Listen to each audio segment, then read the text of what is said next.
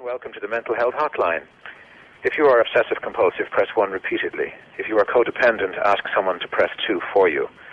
If you have multiple personalities, press 3, 4, 5, and 6. If you are paranoid, we know what you are and what you want. Stay on the line and we'll trace your call. If you're delusional, press 7 and your call will be transferred to the mothership. If you are schizophrenic, listen carefully and a small voice will tell you which number to press. If you're depressive, it doesn't matter which number you press, no one will answer you. If you're dyslexic, press 69696969. If you have a nervous disorder, please fidget with the hash key until the beep.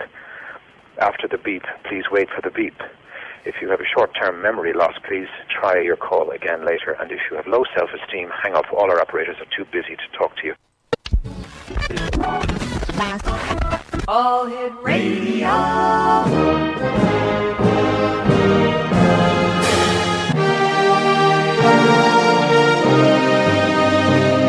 Welcome to the X Zone, a place where fact is fiction and fiction is reality. Now, here's your host, Rob McConnell.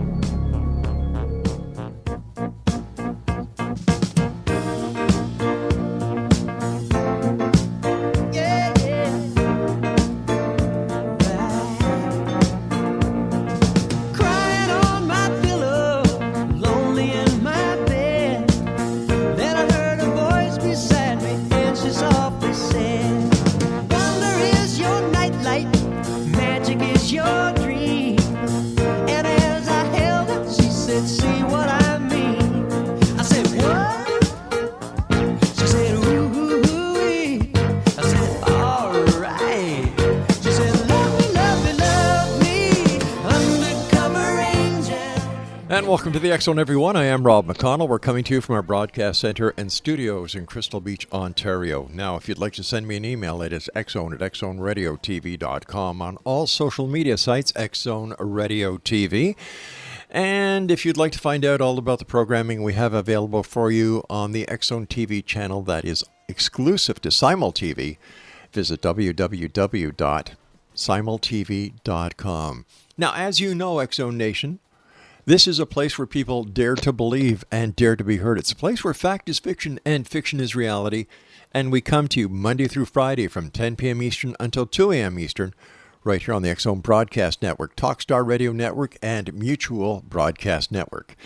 X-Zone Nation, my guest this hour is Jennifer Stein, and she is best known for her award-winning 90-minute documentary film about the famous 1975 Travis Walton story.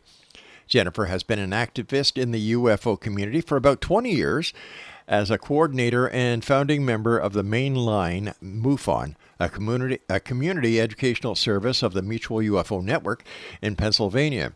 Jennifer serves as a state section director for MUFON in Pennsylvania as well. Now, Jennifer has published articles in periodicals about UFO phenomena, precognition, synchronicity, the crop circle phenomena, as well as articles about Travis Walton's story. Joining me now is Jennifer Stein. And Jennifer, always great talking to you. Thank you so much for joining us today. Thank you so much for having me on the show.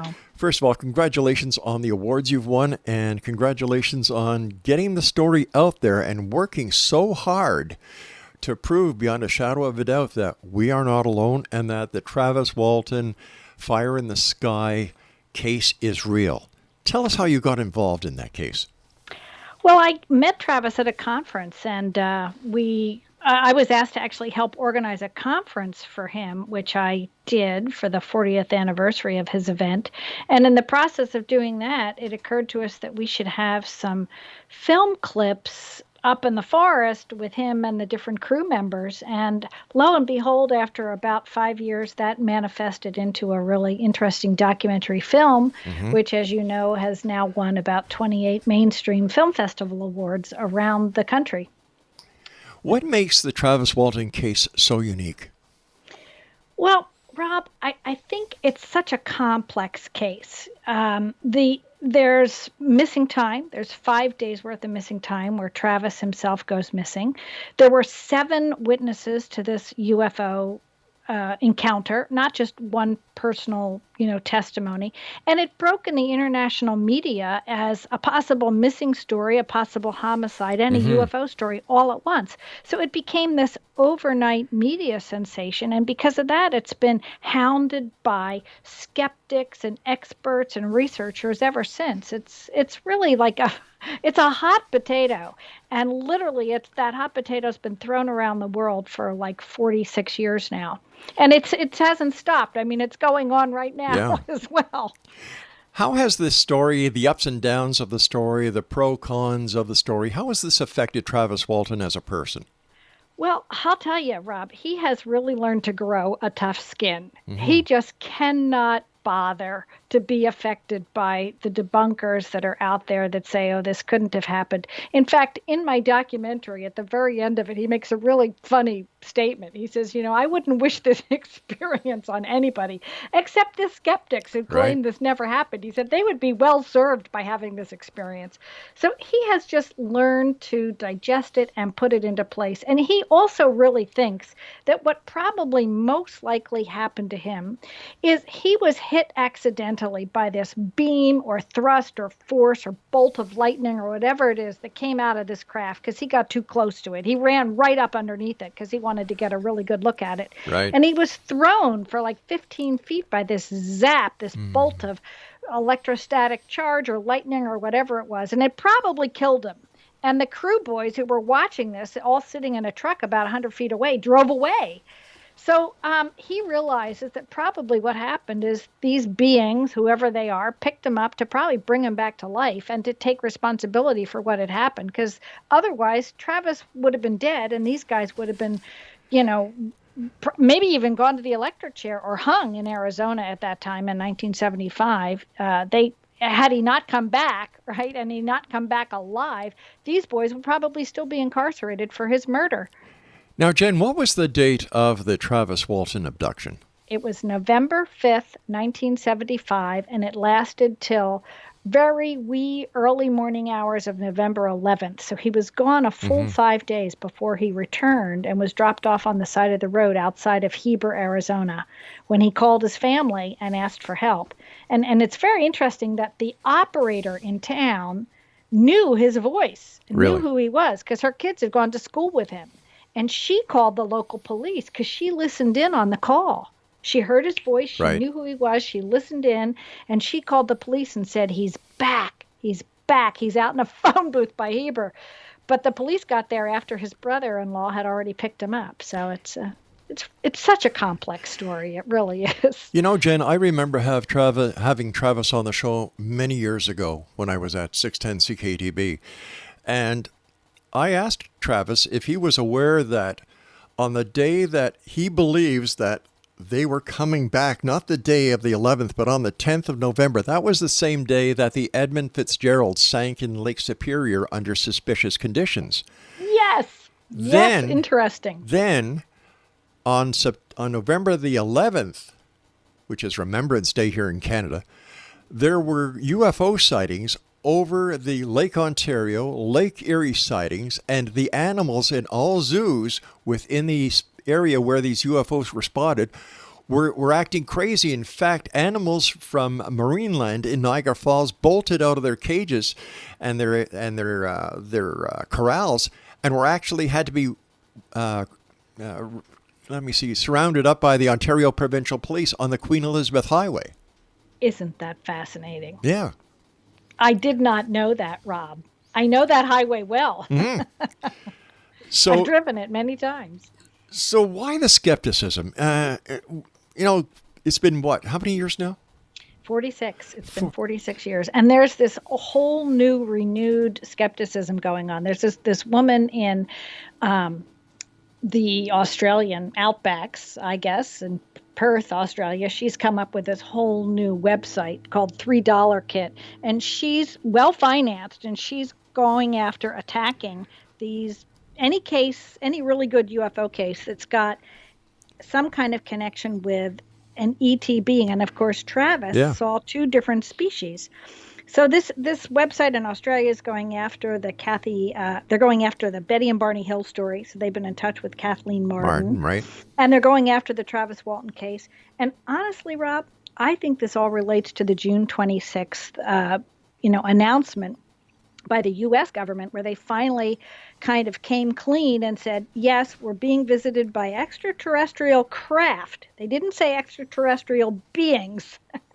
They just said craft. Mm-hmm. And we know that they're here and they outmaneuver our jets, and they often interfere with our military operations. And we don't know who they are. We don't know what they are. And we need more money to study them. That's what the U.S. said June 26th. It was this final statement we'd been waiting for. And since that point, all summer long, it seems like anyone who has a really good ET encounter themselves with direct contact with an extraterrestrial being, as Travis did, then they are going to be heavily debunked. In fact, Luis Elizondo even basically came out and said that. He was the Pentagon informant that stepped out of the Pentagon in December 16th, 2017, and said, look, we've been studying these things and the American public needs to know. Mm-hmm. He has clearly said that the ET contact part of the experience is not going to be part of disclosure.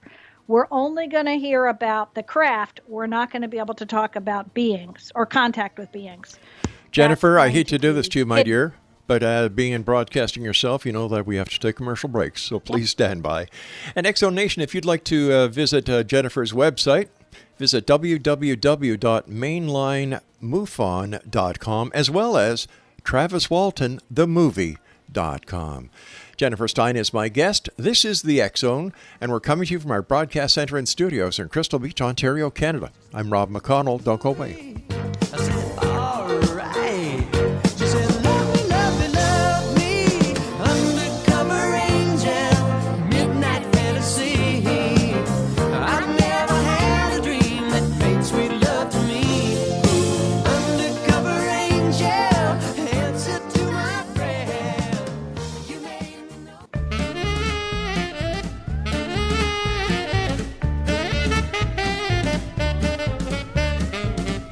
Love to an alien near Roswell last night. We strolled along together in the pale moonlight. I had a funny feeling that something wasn't right.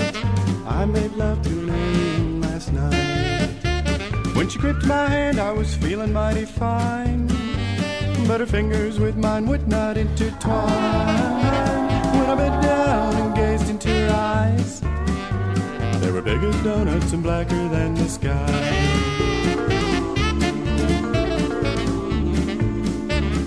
Said I'm feeling lonely. I said, Lord, so am I. We'll stroll along together, but we won't question why. That ground beneath your feet, dear, is flashing red and white and sprouting little mushrooms left and right. Explanation, our guest this hour is Jennifer Stein, and if you'd like to find out more about Jennifer, visit www.mainlinemufon.com, as well as traviswaltonthemovie.com. But later on in this segment, we're going to be talking about a super event that Jennifer and Travis Walton are part of. But I'd just like to get back to the actual case that is at the epicenter of all this, Jen. I understand that there is a bit of problems between Mike Rogers as well as and Travis. Where does this stem from? Is this just media garbage, or is there something behind the story?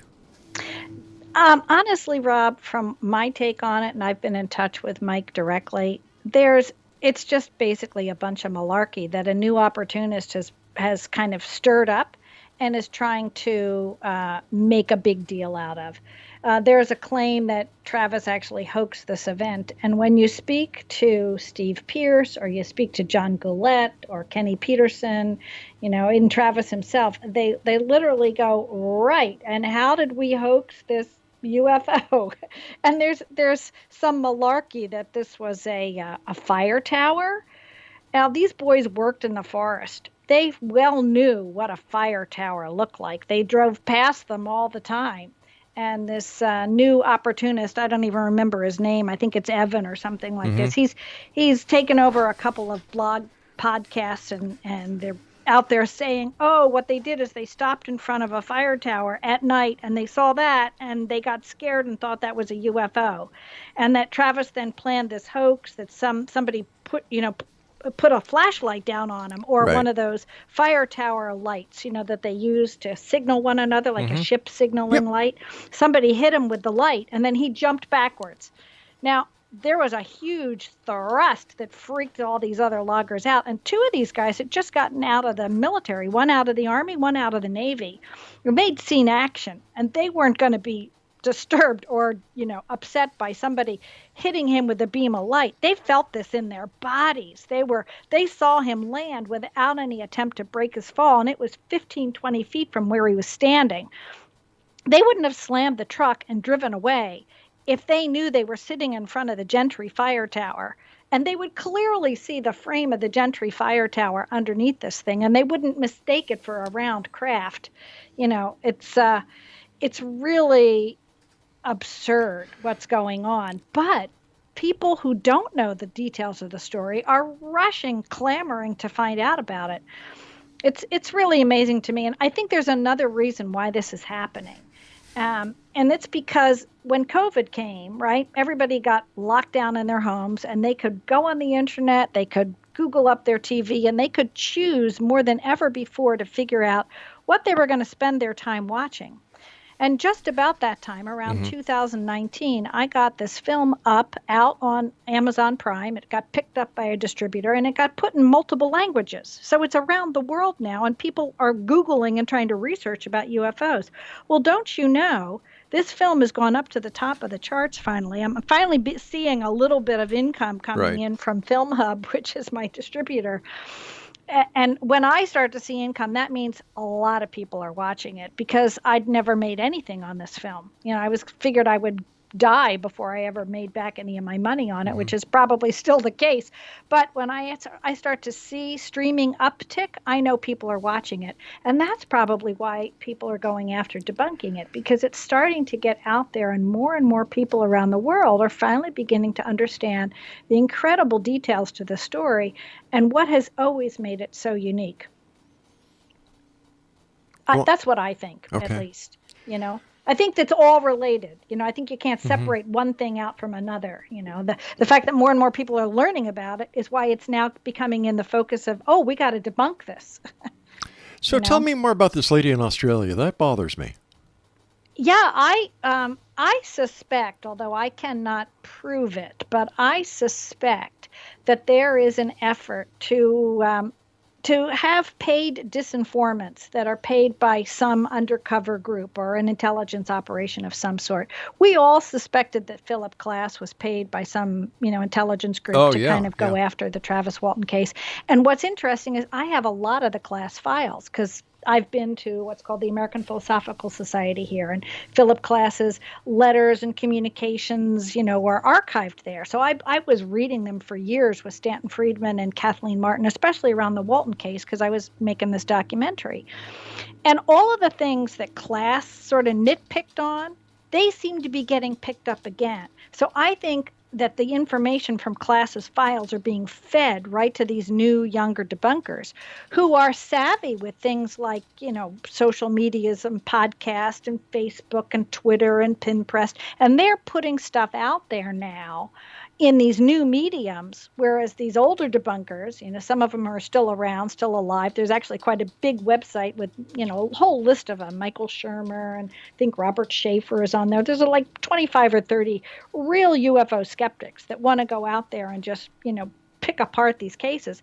But they nitpick them to such detail that what happens is then the people who are following the case go and dig into those files and say, well, yeah, but you're looking at the wrong data, or you're looking at it from the backside rather than the front side, or you've picked one thing out of 5 things that, yes, you might leave you with some doubt, but if you look at these other 5 aspects of like the polygraphs, you'll see, no, Travis has taken so many polygraphs that the one that he failed is so insignificant because he failed a polygraph right after he came back. But from didn't he? being abducted. But didn't he also fail a polygraph on TV with a question asked by Michael Shermer? Yes, this was called the Moment of Truth show. Right. Yeah. And that has been actually taken off the air because their policies were so unethical. Mm-hmm. There's a wonderful polygraph institute in New York City called Global Polygraph, Right. with a PhD, guy, a really great guy named Michael Martin, Mm-hmm. and he has written in depth, like even before the show was taken off the air. Right. He wrote about how their practices were absurd. But still, and Travis kind of fell for it. But still, Michael Shermer asked a question that Travis Walton failed the lie detector with, right? Well, what Michael Shermer asked, Michael Shermer said, can you give me a piece of a UFO craft? Show me where your evidence is. Mm-hmm. And of course, Travis doesn't have a piece of the craft, Right. No one does. That's the thing Philip Klass always used to say, I'll give you $10,000 if you give me a piece of a UFO. Well, if I think if that was possible, Travis would have won the Right. $10,000. But Michael Shermer just came on to kind of be like, a presence, and they did that to kind of dramatize everything. But the premise of that show, when you take a polygraph, you're supposed to answer 5, maybe 10 questions, and you're supposed to be run on those questions at least 3 times, and the tracings of those then get compared, and they look at your, skin galvanization and your reactions if your body moves or whatever, and your breathing. Do you know, for that show, they only ever asked a question once, and they asked Travis 60 questions once. They never ran him with multiple questions. The whole premise of it was so poorly done according to polygraph standards that the show got taken off the air. Literally, the Governors Association came after the producers and said, "You can't do this. This is absurd. You're making people distrust, the process of polygraph, and you're terribly bad for our industry." So the Association of Polygraphers went after them and sued them, as well as a number of clients who were on the show. Well, here in Canada, polygraph is not acceptable in court. Right, and it's not acceptable anywhere in the States either, except New Mexico. That's the only state where it is. So you know what Travis did after this whole debacle with the show? No. He went into New Mexico, got one of the top New Mexican polygraphers that does stuff for court cases, and he ran 2 tests himself, and he passed both of them. So he put that in his book and kind of shows people, look, if you really want to understand polygraph, here's 25 pages you can read about it, and it's in the back part of his book. So something that I've always wanted to know, Jen, was Travis ever given a PSE test, psychological stress evaluation test? I don't know. I know he was examined right after he came back by 2 psychiatrists, and they said to him, "You are not in the condition or the position now.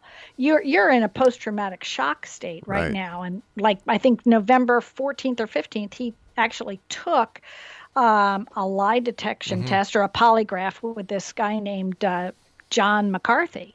And John had a pretty clear bias against Travis. In fact, was yelling at him a couple of times. There's actually an audio cassette tape of this because a number of people had tape recorders going while this polygraph was going on.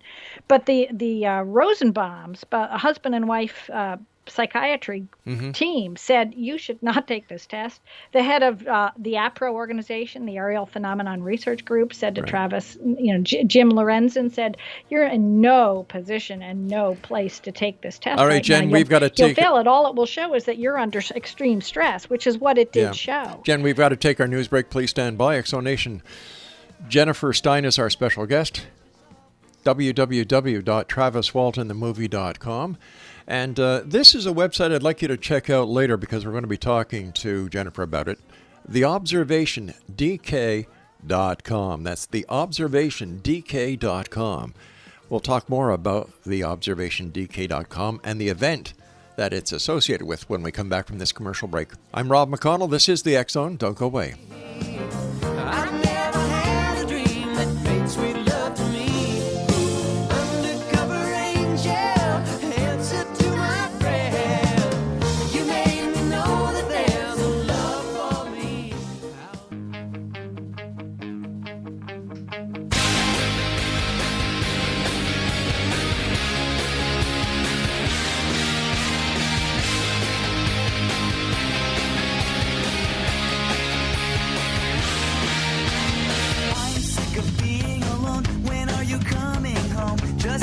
glimpse of your face. I can remember smelling your hair. I'll meet you anywhere, somewhere that no one can retrace, somewhere where no one will know our faces.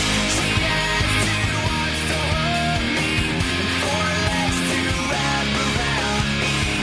She's not your typical girlfriend. She's my alien. And welcome back, everyone. Jennifer Stein is my very special guest this hour. And her website, there's 2 websites right now. MainLineMUFON.com and TravisWaltonTheMovie.com. But this segment, Jennifer, I'd like to talk to you about the Travis Walton International Skyfire Summit that is being held online on November the 6th of this year. Tell us about it. Well, it's interesting how this developed. You know, ever since we did the 40th anniversary and we launched this film, which we did a conference in Heber, Arizona, where this whole event took place for people in the town to finally come out and get the full story, because it's a small, Mormon community up there. So we started an anniversary screening of the film that I did almost every year, somewhere on the anniversary weekend of this November 5th event. So we've had them on the West Coast, we've had them in the East Coast, we've done some in New York City, we've screened over the last 6 years. This year, some producers in California came to me and said, let's screen the film virtually online and then do a full day event at a virtual platform where people can link in from all over the world. And I said, well, that's really a great idea, because I'm getting emails right now from people all over the world who are saying, Jen, you're in the best position to, speak about this case, talk about the debunking that's going on, pull up the details, put up archive video. So we're doing a full day intensive on some of the forensic details of this case. We've got a filmmakers panel where a bunch of filmmakers like Tracy Torme, who did the Hollywood Fire in the Sky film that they launched in 1993 about this case. That's what made it so popular as well. Not many UFO cases have a Hollywood film made about them like Travis has had. That's true. So Tracy Torme will be on with us, and we'll have most all of the logging crew. We're reaching out to them now. We're still waiting for Kenny Peters to get back to us, but we'll probably have comments from everyone, including we'll have Travis there, and he'll do a Q&A at the end of the day. So anyone can log on to this virtual conference and get to connect and ask questions with Travis directly. And it's the outpouring of support and curiosity about Travis's case has been overwhelming. I mean, I'm getting like 500-600 emails a day. I can hardly keep up with them, but it's really going to be very special.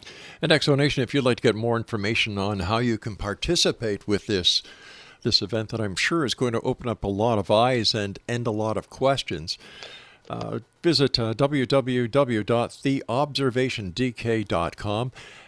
$10 US is the cost.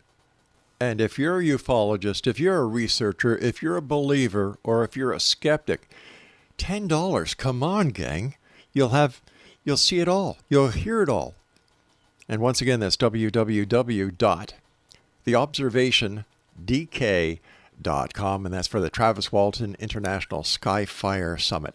Now, Jen, since Travis's event going back all those years, has he been approached by any other extraterrestrials? Has he had an encounter? Has he had any psychic phenomena that would lead one to believe that he is still connected to the ETs in some way? No. He says it was a one-off kind of a deal. Although I will say Travis has had some sightings, as a number of us have. I think, I've had my own sightings too. That's how I got into this. But he actually was driving home from a conference with I think his son and a couple of people were in the car with him, and they actually witnessed one of those TR3B or black triangle things that was pretty big. I mean, the thing was, he said if you'd opened up a newspaper and held it up above your head, you wouldn't have blocked out this thing. My gosh. And they were right on a highway, right in, I think it was Route 5 going north in Los Angeles.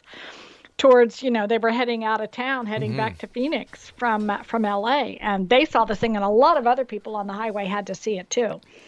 So he has had some sightings, but he's not had any other contact or abductions. No. Am I correct in understanding that the connection between the bolt of light that hit Travis that may have somehow injured him, that the reason why the ETs took him up was to take care of him.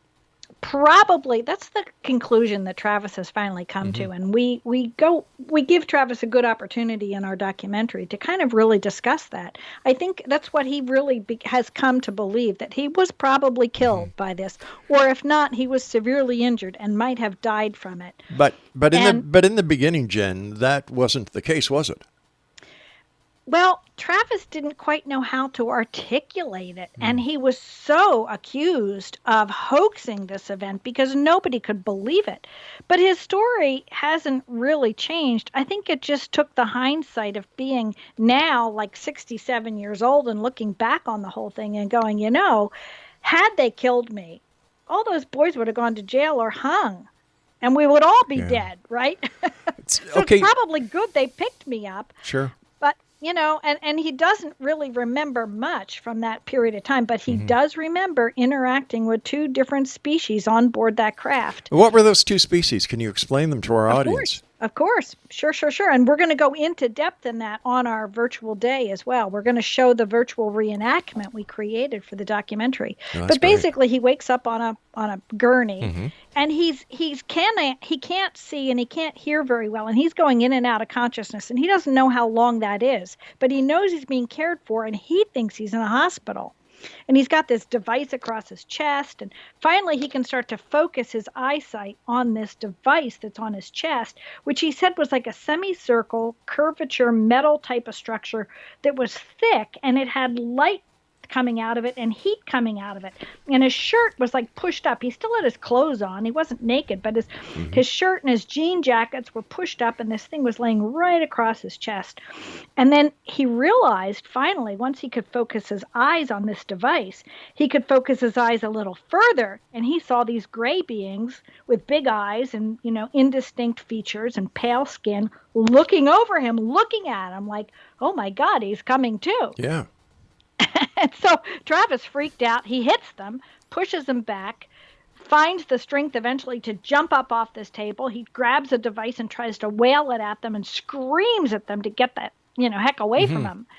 And then they don't know what to do. They try to kind of lift their hands up and maybe mentally make a mental block on him or something, or control him. And they can't, because he's probably been electrocuted and he's freaked out and he's screaming at them. So they leave. And they walk out of this room he's in, which is like a small, low-ceilinged, dimly lit, maybe some kind of medical room he's in. And so he follows them out, thinking he's going to try to find his way out of this craft. And he finds his way into what we call the observation room. We've called it that, or the navigation room. He finds his way into a room with a single chair with a bunch of buttons on it. And he goes up to this chair and realizes when he gets close to the chair, there's a proximity sensor in the room when he walks on the floor.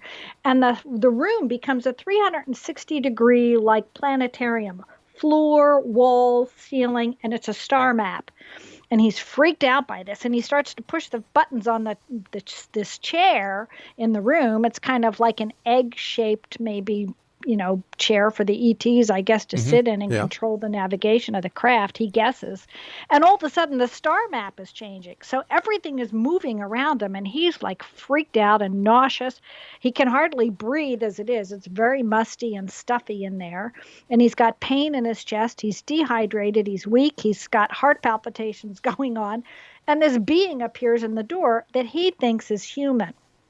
Looks just like you and I. Blonde hair, blue eyes, a little bit of a strange eye, a goldeny blue, large eye. And the person is big, like a little bigger than you and I might be, maybe 7 feet tall, very muscular, blue jumpsuit. He thought it was like an astronaut. He said it looked like somebody from Star Trek, right? That was there to rescue him. So he runs up to him thinking he's human and he can hear him and he can understand him. Right. And he starts babbling at this guy, and the guy leads him off this little disc-shaped craft they were on into this big hangar of sorts, this big, like, aircraft hangar of some sort. And Travis looks around, he sees the disc they're walking off of, and then he sees these other discs, which is very interesting because these look like shiny, large eggs. Like we've been hearing the Tic Tacs. Travis was describing a Tic Tac back in 1975, right? 45 years before we met David Fravor, and we know about, the USS Nimitz and what went on in California. It's very interesting. Well, Then Mork he and meets- Mindy, yeah. Mork and Mindy, they also had the egg-shaped craft that Mork came to Earth on. So, And those look like large eggs. Maybe. I mean, who knows? A lot of those producers, like Gene Roddenberry, they were probably being fed stuff. by who? Right. I mean, there's a lot of theories like that. Sure. That they were literally being fed stuff so that people wouldn't take it seriously if it did come out. All right, you and I have to get ready for our final break, Jen. Great talking to you, and congratulations on everything that you're doing. Thanks. All right, Exonation Jen Stein is our special guest. And once again, if you'd like to get more information on the online event on November the 6th, it's $10, gang. Come on. Get your wife, get your grandma, get somebody if you can't afford $10. And if you can't afford $10, then you shouldn't be in ufology, because people in ufology, believe it or not, do all their research on their own dime. That's how dedicated they are. Visit www.theobservationdk.com, and the event is Travis Walton International Skyfire Summit. Now, I'll be back on the other side of this commercial break with the news no news this time.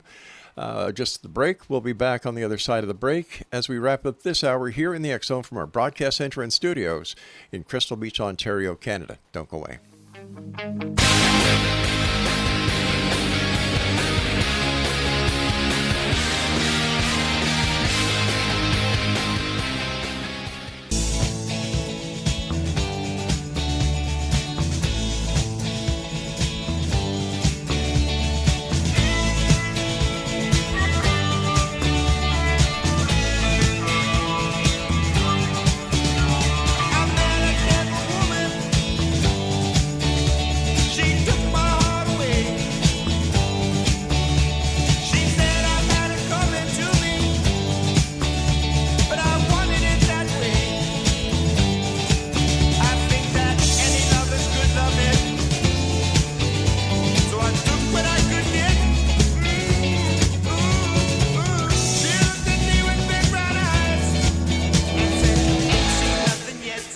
And welcome back to the X Zone. Before we get back to Jennifer Stein, we came back into this segment with Randy Bachman from Bachman Turner Overdrive with his song, You Ain't Seen Nothing Yet. Now just listen to this, X Zone Nation. There's a lot going on in the world today that is newsworthy. But you know what the Canadian media was reporting on and some of the international media was reporting on? That Randy Bachman's lost guitar was found after 20 years in Japan. Big deal. I don't understand the newsworthiness of that. Here you've got stories of people being abducted by extraterrestrials who are having extraterrestrial encounters, who are having UFO sightings, and everything that goes along that track. And they're not getting the news coverage. But what is? Randy Bachman traced his guitar that was stolen out of a Toronto hotel room. It was found in Japan. Yeah, so what? I don't understand it, Jen, do you? Well, we all like rock and roll. What can we say? I know. We all love rock and roll, but with other stories in the news that are more prevalent. Oh, yeah. We've got so many pressing issues in the world. And, who knows if the UFO phenomenon is the most pressing, but certainly if you really wrap your brain about what's going on, it is the most profound step in consciousness we will begin to make as a human species when we begin to accept the fact that we are not alone in the universe. And that precipice is starting to break wide open. Jen, let me ask you this. You've been studying UFOs for years. You're a state section director for MUFON. In your opinion, and I'm just asking for your opinion, Jen, okay. Do you think that these extraterrestrials pose a threat to humanity? Not in the least. From what I know, they have been here preserving and protecting the planet. And that's why so many of our spiritual traditions show beings with, glowing orbs over their head and, loving kindness and here to protect us. I think a lot of our religious traditions come from them. But when you talk to the people in the military, which is why and how I ended up getting involved in MUFON, right? You talk to the people who aren't allowed to talk I've never been in the military. I've never been guarding nuclear weaponry, right? But you talk to the people who have, and they say time and time and time again, these ETs are rendering our Minuteman missiles and things inert. In fact, there's a really interesting event coming up. I'll just plug it because people might want to know about it. Sure.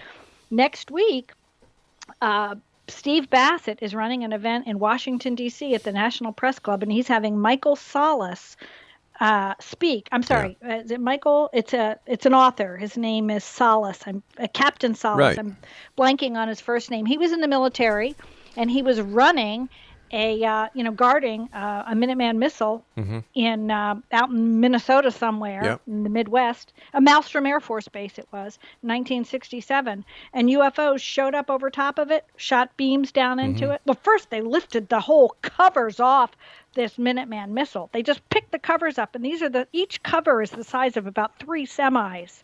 It's thick, it's long, right? They just picked these things up and threw them like they were Tinker Toys.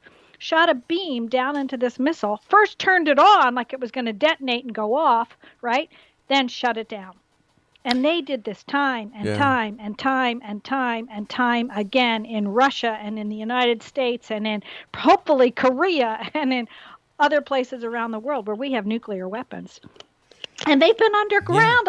They've been under the water with nuclear subs tracing them and hitting them with beams. So what they're really doing is they're saying, whoa, whoa, whoa, whoa, slow down with these toys you're playing with, because you're going to blow up the whole planet and you're going to do damage out there in the greater solar system. And, we don't need you messing up in this perfect, fragile little world you have. Jen, why do you think Stephen Bassett is doing this again? Because he's done this a couple of times with Salas. Yes, he has. Yeah. Steve is a great guy, and he's been fabulous in what he's been doing. He's doing an event at the National Press Club, and I believe it is next Wednesday at like 11 o'clock or 11 a.m. I'll see if I can find it in my emails here.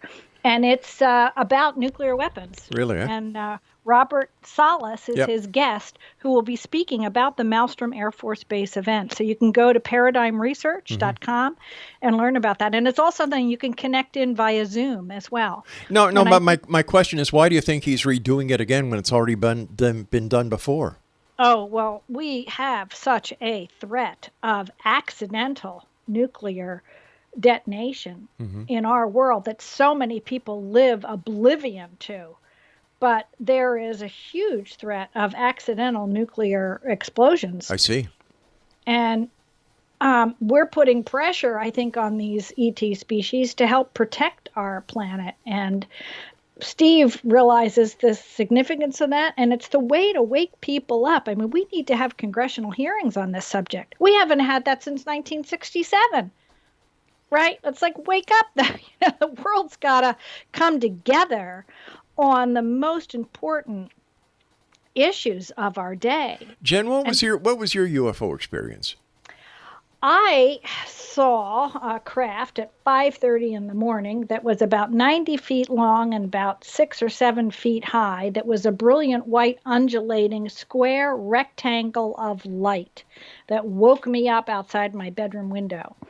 And that was 1975, the same year as Travis's event. But I'll tell you, Rob, it stayed in my gray box for 25 years because I didn't think anybody else had the same experience I did. And lo and behold, I realized 25 years later that a friend sleeping on another floor of my house saw the exact same thing I did. We had probably some missing time. We don't think we were abducted, but I think sometimes when you encounter craft that are interdimensional craft like this, it can throw off what we know of as normal time somehow by interdimensional interfaces of some sort. But anyway, when I realized he had the same experience I did, and we never talked about it at the time, that's when I stepped into the UFO field, because I had to begin to unpack this for myself. Either I was going to leave it in my gray box and go about my merry life and never think about it again, or I was going to really unpack it. And when I unpacked it, I realized I'd had this experience, and it was time to give myself permission to read a couple of books and go to a couple of UFO conferences, right? And that's when I got involved in MUFON, and that's when I started making documentary films. So prior to your first film, had you had any experience in the film industry? Well, not really. What I'd done is I started making. I had an events coordination business in Philadelphia, and I did weddings, bar Right. mitzvahs, corporate events. I did conferences. I was an organizer, and I started to film them with my home video camera in order to promote the next event, and to show clients what I could do. Then nonprofits came to me and said, hey, you did such a great job with that nonprofit event you ran. Could you do some film work for us?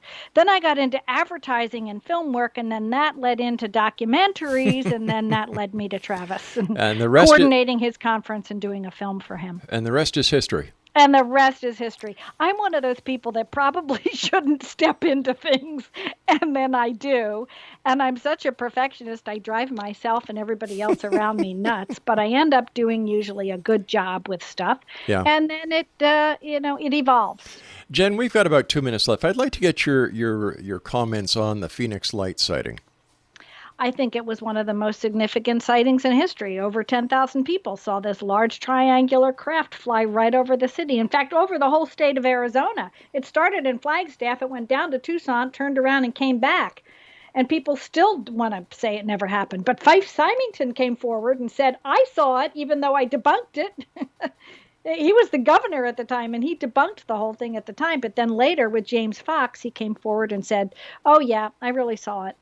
Wow. So it was huge. I'm very good friends with Lynn Katai, too, who produced her film, The Phoenix Lights. Yeah, She's Dr. like Lynn, me. She's a doctor who was, ended up making a film because nobody would take it seriously.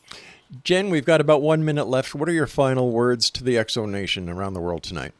I'm going to tell them, don't miss this opportunity. It's a once-in-a-lifetime opportunity to go to the observation DK. It stands for DEC, but it's really just DK.com. Sign up for this event. It's a full-day event. We're going to start at probably 11 o'clock East Coast time, but we're going to go till midnight. We're going to have a series of panels of different people, filmmakers, investigators. We're going to go into forensic detail. Wow. You're going to learn things you never knew about this UFO case. And the reason we're doing it is because there's been literally an international outcry around the world to my front door and to Travis's and to some of the other people involved in this case to really answer these questions. And that's what exactly we're going to do. Jen, I want to thank you so much for joining us. Continued success. And Exo Nation, if you'd like to be part of the Travis Walton International Skyfire Summit, $10, people. Come on, go around, collect bottles, bring them to the store, cash in, do whatever you need to do in order so that you can be part of this once-in-a-lifetime or this starting of a lifetime event. www.theobservationdk.com. That's www.theobservationdk.com. And for more information on Jennifer, visit, all right, you got your pencils and paper ready? Okay, here we go. Main Line MUFON.com and TravisWaltonTheMovie.com. I'll be back on the other side of this commercial break at 6.5 minutes past the top of the hour as the X-Zone continues with yours truly, Rob McConnell, from our broadcast center and studios in Crystal Beach, Ontario.